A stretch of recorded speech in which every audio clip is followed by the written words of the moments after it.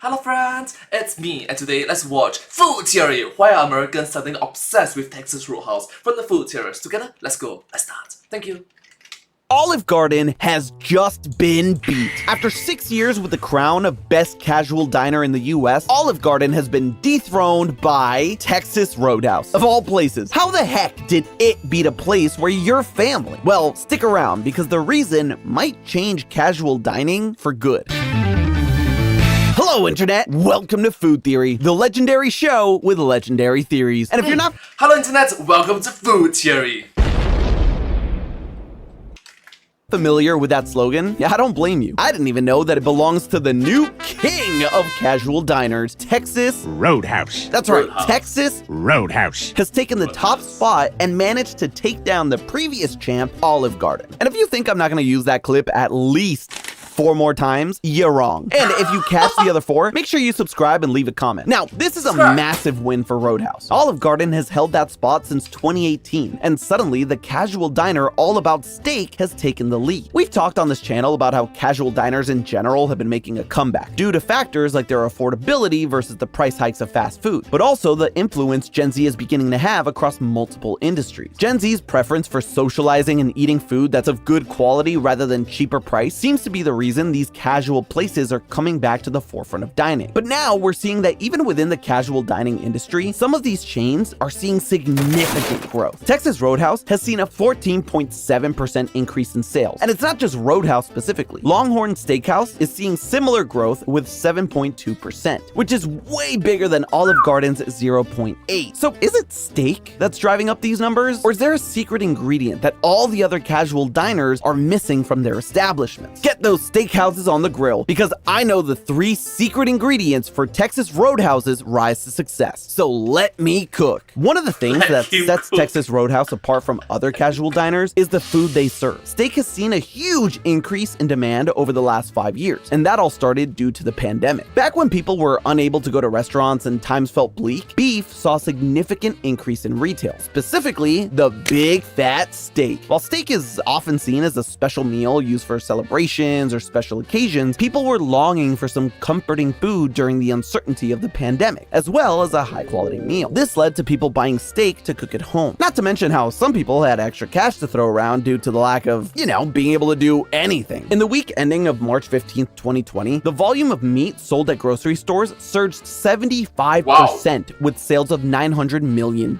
That's $376 million more over the same week in 2019. And over the course of 2020, US households spent more money on meat for at-home consumption compared to 2019. You get the picture. Beef was becoming more popular than it ever had been. But it wasn't this huge interest in beef that had Texas Roadhouse's sales soaring. It was actually due to the beef shortage caused by this increase in beef sales. You see, many processing plants were forced to close during the pandemic, or at least reduce operations. This resulted in huge shortages of beef. The combination of high demand and reduced supply resulted in a second, sharper wave of price increases from mid-April to mid-May 2020. And some meat cuts experienced price jumps of up to 150%. Suddenly, the thing everyone enjoyed cooking at home became unobtainable, either because the price hikes meant it was no longer affordable, or it just simply wasn't there. So not only was the demand for steak high, the demand for affordable steak was high. So when Texas Roadhouse opened its doors, the chance to eat steak at a reasonable price was finally there. But the interesting thing is, it wasn't just people wanting steak that got Texas Roadhouse on the top casual dining spot. Although Longhorn Steakhouse was another place seeing a rise in sales, Outback Steakhouse, another casual dining steakhouse, didn't see the same boom. In the 2024 American Customer Satisfaction Index, Texas Roadhouse and Longhorn were above average, but Outback saw a 4% decrease and dipped below average. So clearly it's not just the steak that was satisfying the customers. What was Outback doing wrong? The big thing, as it always is with these episodes, is money. Cash rules everything around me. Dollar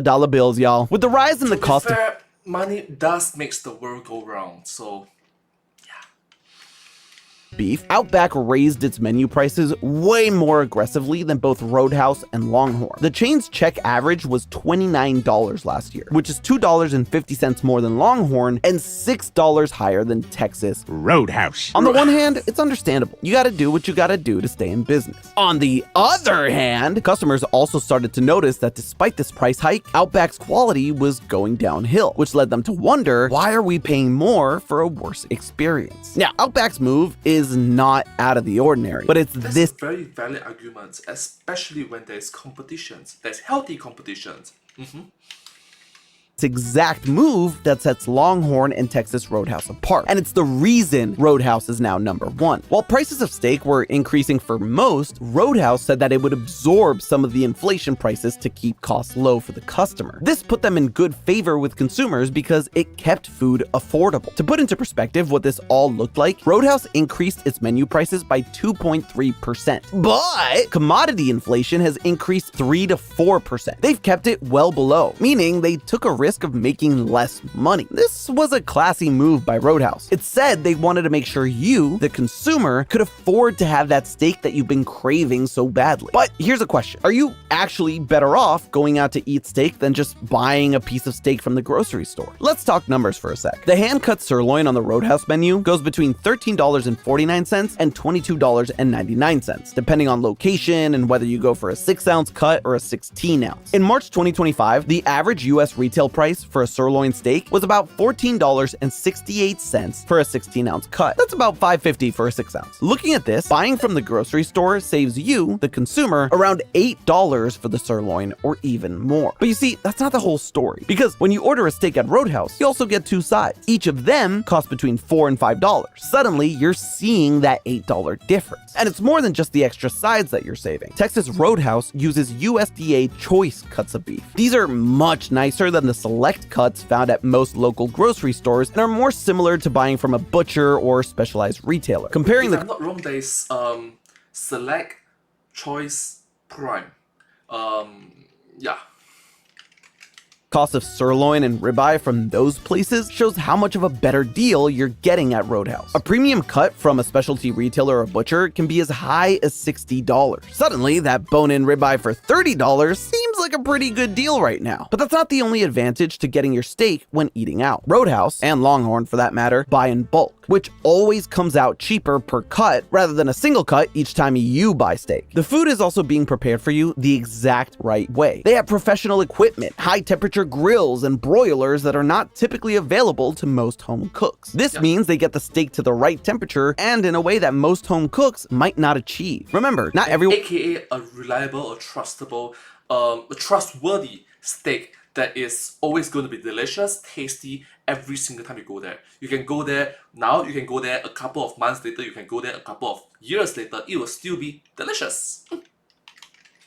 Everyone has the technique or know-how to make the perfect steak. This comes into our conversation about Gen Z and their eating out preferences. Gen Z typically chooses quality over price. Going somewhere that can cook steak the best way is more important than buying a cheaper cut and cooking it at home. Because at the end of the day, steak is still seen as a premium food, more so than a burger, and it's been working for them. Gen Z consisted of 20% of the Texas Roadhouse consumer base in 2023. It's safe to say that that percentage will continue to increase due to their rising influence in the restaurant market. But hold on, we're talking about Texas Roadhouse's sales increasing. How did absorbing inflation costs help them to make more money? Well, they may be taking a hit on their profit margins for their main dish, the steak, but the profit margins on other dishes are significantly bigger. Sides like the loaded baked potatoes cost $4 for the consumer, but it costs the chain about $1 to make. We all know how sodas cost less than $1 to make, but they're charging you $2 to $3 for it. These are the money-making items, and that is the trick. Keeping their main items at a low affordable cost, they can proudly advertise that to customers. That is what gets the tables full. And once you're in the restaurant, you're at the mercy of their other more profitable dishes. But about 40 to 60% of consumers at casual diners will buy at least one extra item along with their meal, like a side or a dessert. After all, that's part of the experience. You're getting that full home-cooked meal feel. You're getting that mac and cheese to go with that steak. It's almost non-negotiable. This is where they make their money back while still being able to promise steak at an affordable cost. costs. But this is by no means Texas Roadhouse's secret power. Casual diners across the US take on this strategy to increase sales and keep people coming in. Some may do it with a combo meal that's the same price as fast food chains, like Chili's and Applebee's. Olive Garden has its unlimited breadsticks and salad bar on top of the combo promotions, and even some seasonal stuff like the never-ending pasta bowl. But the thing that has Texas Roadhouse climbing up to the top and sitting on the casual diner throne is something completely different. 3 small secret ingredients have put them at the top. The first secret is customer experience. Roadhouse Has gone through multiple different methods to ensure the customer has the best experience.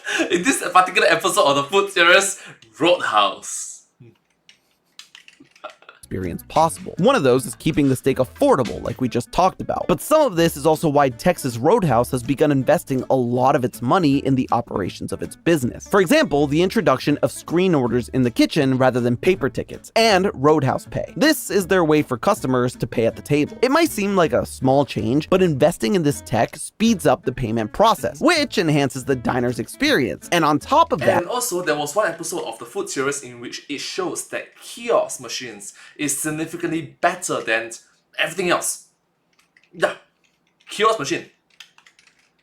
it increases table turnover. Faster table turnover equals more customers and shorter waiting times, which equals higher sales for Roadhouse and higher customer satisfaction. It's a win-win, but it's more than just tech that Roadhouse is investing in. Roadhouse is known for having long tenured employees, and this is secret number 2. This reduces training costs, but it also means that employees do their jobs well and efficiently and make minimal mistakes. Why? Because they're actually happy to be there. Imagine that! See, so many places are so focused on getting customers back, they end up neglecting employees. But by making sure they're paid well and treated well, it keeps the brand looking good, and of course, ensures employee and customer satisfaction. The CEO of Texas Roadhouse, Jerry Morgan, agrees and says where roadies want to work, guests want to dine. This positive workplace culture is one of the reasons the business works so well. When you look at what the others are doing, they're doing the promotions, the affordable prices, even trying to invest in tech options like Olive Garden's recent delivery partnership with Uber Eats. But what they're missing out on is the staff. We know Roadhouses now, but what about Olive Garden? Their hiring philosophy is a bit different, similar to most other casual diners actually. Their focus is to have a more relaxed atmosphere. This means the chain can hire younger, less experienced employees and keep labor costs low. While this may work from a fiscal standpoint because paying less for labor means more money for the business, having inexperienced employees can affect the experience for the consumer. More mistakes can hurt the chain. Olive Garden might say when you're here you're family, but they're more interested in keeping labor costs low and hoping unlimited breadsticks are enough to keep you loyal. Texas Roadhouse, on the other hand, actually treats their customers like family. By investing in a better experience for both them and the staff, everyone has a better time. The final secret that's been a huge success for Roadhouse is their community building, because what they're serving goes beyond just the bounds of their restaurants. Texas Roadhouse locations hold an average of 4 fundraisers per month, focusing on local causes to help give back to the communities they're a part of. The average number of fundraisers for restaurants is typically between 1 and 3 a year. Roadhouse knocks more than that out every month. This is